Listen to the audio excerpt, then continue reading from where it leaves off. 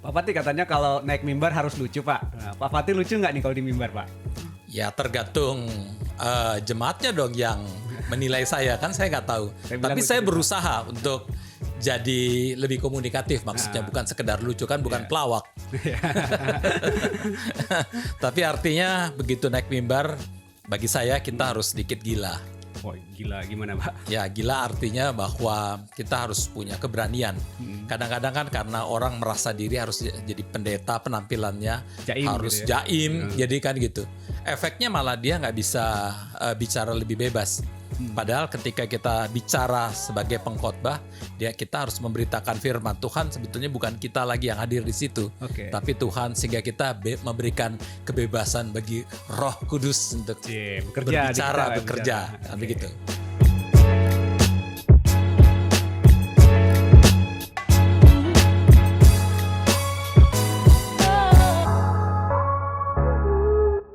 Ya, makasih banget nih Pak sudah diajak ke ruang perpustakaannya gini ya, di gudang buku. Kita banyak sekali tadi ngeliat banyak-banyak buku. Pak Fatih koleksi bukunya, banyak nih. Saya pengen minjem tapi pasti nggak dikasih gitu ya.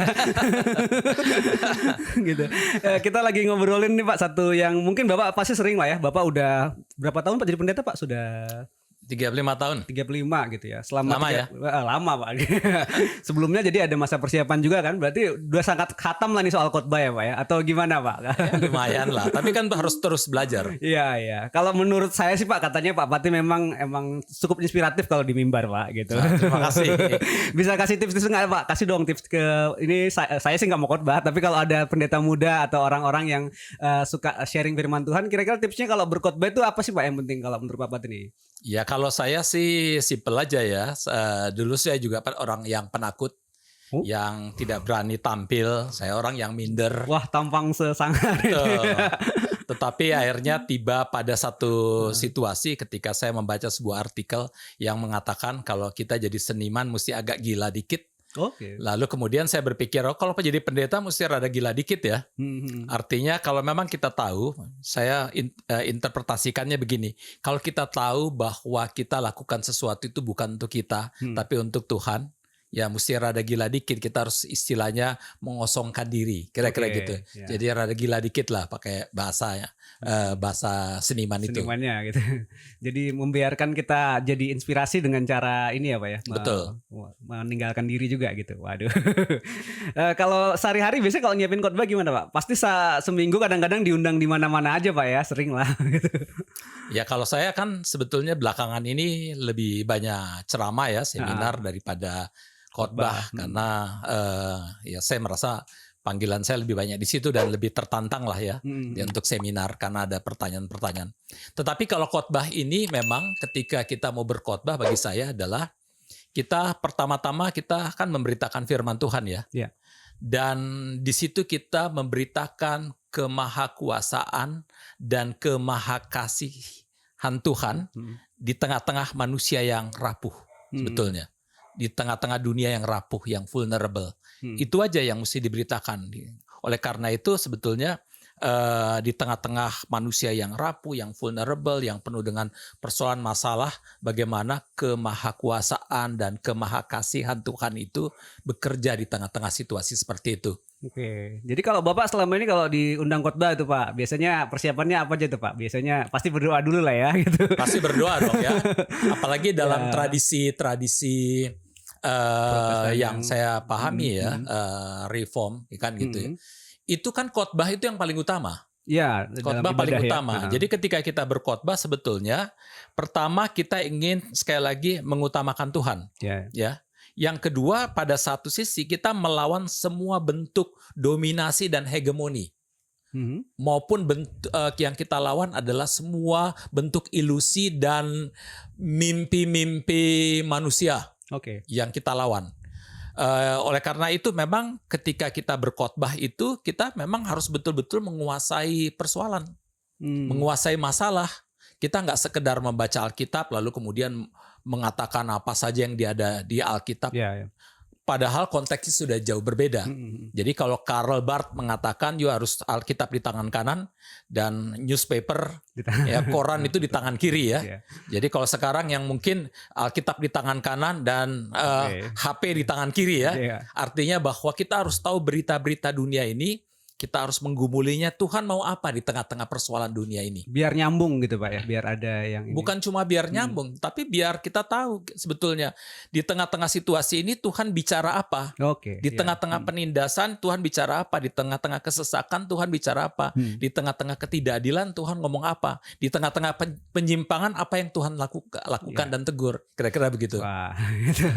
Jadi persiapan rohaninya awal di situ sama persiapan wawasannya juga Pak ya, emang ditaruh di barengan gitu ya. Betul. Barengan. Oleh karena itu nggak sekedar cukup membaca Alkitab maupun membaca buku-buku tafsiran. Iya, iya. Karena orang yang menulis buku tafsiran juga menulis buku tafsiran di dalam konteks waktu tertentu kan. Iya, betul. Kalau seorang yang menulis buku tafsirannya di dalam konteks Amerika, dia lebih dikuasai oleh konteks Amerika. Iya.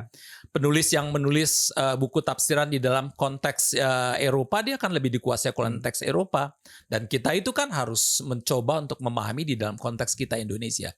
Ya, jadi sepanjang Bapak selama ini berarti setelah berkhotbah biasanya Bapak selalu ini ya Pak, berarti melihat permasalahan dari yang terjadi, terus juga menganalisisnya dari sudut pandang ini dan menyampaikannya kepada jemaat ke sana ya berarti. Betul. Jadi artinya saya analisa apa persoalan, apa masalahnya, apakah ada persoalan hegemoni di situ, ketidakadilan, dominasi di situ, siapa yang menderita di situ, lalu Tuhan mau ngomong apa, baik kepada mereka yang mendominasi maupun mereka yang didominasi misalnya. Oke.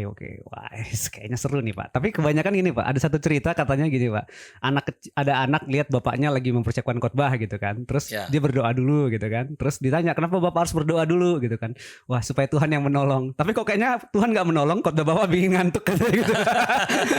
Nah, biasanya tekanannya seperti apa Pak? Kalau pas di mimbar seperti itu ada kendala khusus nggak Pak kalau Bapak selama ini? Iya, bagi saya sebetulnya salah satu persoalan dari pendeta adalah bahwa mereka seringkali ini orang-orang ini selalu datang bukan cari Tuhan tapi dia cari pendeta kan gitu ya. Itu biasanya orang-orang yang ngomong itu khotbahnya jelek gitu ya. Mereka justru menyalahkan jemaat. Kan jemaat nggak mungkin ketemu Tuhan kalau dia ketemu pendeta yang khotbahnya jelek. Bagi saya setiap pendeta itu atau setiap pengkhotbah dia ditantang untuk memperbaiki cara dia berkomunikasi, memperbaiki cara dia menyampaikan firman Tuhan dengan baik, mungkin dia memperbaiki sistematikanya. Kadang-kadang saya mendengarkan seorang berkhotbah, saya nggak tahu, seperti saya masuk hutan aja, saya nggak tahu nih ngomongnya kemana, acara arahnya kemana, apa yang mau disampaikan, saya nggak tahu apa-apa. Sampai selesai juga saya bingung. Dia ngomong khotbah apa sih tadi, kan gitu ya. Cuman tahu bagian aminnya terakhirnya. Aminnya aja yang kita harapkan kan gitu ya. Oleh karena itu memang tadi sebetulnya tantangan terbesar bagi seorang pendeta adalah gimana dia meningkatkan kapasitasnya, kemampuannya agar supaya dia bisa berkhotbah dengan baik, dengan komunikatif dan tentu saja sesuai dengan prinsip dan nilai Kristiani. Oke, syarat Pak Patin nih buat yang lagi muda-muda yang lagi nyiapin diri buat berkhotbah, kira-kira apa nih Pak? Kalau untuk yang supaya jemaat jangan jadi PDT itu pemimpin doa tidur gitu Pak. Jadi habis khotbah. Ya, yang pertama adalah ada mereka yang lebih muda itu kan harus lebih percaya diri. Ya, percaya diri, agak gila sedikit lah. Kan gitu ya. Itu yang saya maksudkan, agak gila sedikit, lebih percaya diri, dan kedua harus mengembangkan diri terus-menerus. Bila perlu coba berkhotbah di depan kaca.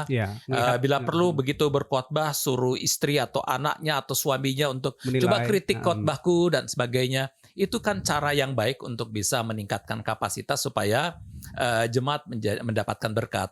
Oke, makasih nih Pak. Saya dapat inspirasi lagi nih. Siapa tahu ntar saya bisa khotbah nanti nih Pak. Harus agak gila, maksudnya generasi ingin lawatan Allah mungkin gitu Pak. Oke, kita ngobrol-ngobrol lain kali lagi Pak. Topiknya memang menarik ini, sesuatu yang sangat dibutuhkan mungkin ya oleh semua orang dan juga buat pendeta-pendeta dan juga buat jemaat. Kita berharap khotbah-khotbah kita makin lama makin seru ya. Maksudnya memang menginspirasi, terus juga relevan dengan zaman dan bisa memberikan suara Tuhan buat zaman ini ya. Betul. Gitu. Jadi bukan sekedar suatu ritus tambahan dalam beribadah di hari Minggu atau Yang di penting ini, gitu. khotbah itu jangan bukan dipakai untuk cari duit. Siap Pak, gitu ya. Itu buat yang lain lagi itu, nanti kita obrolinnya. Oke, makasih Pak Pati udah Oke. ngobrol di sini. Sama-sama saya diundang di tempat ini juga asik sekali, buku-bukunya banyak. Ya, lain kali kita mungkin bisa ngobrol di sini sekaligus juga saya minjem bukunya Pak. Siap. Oke, terima kasih.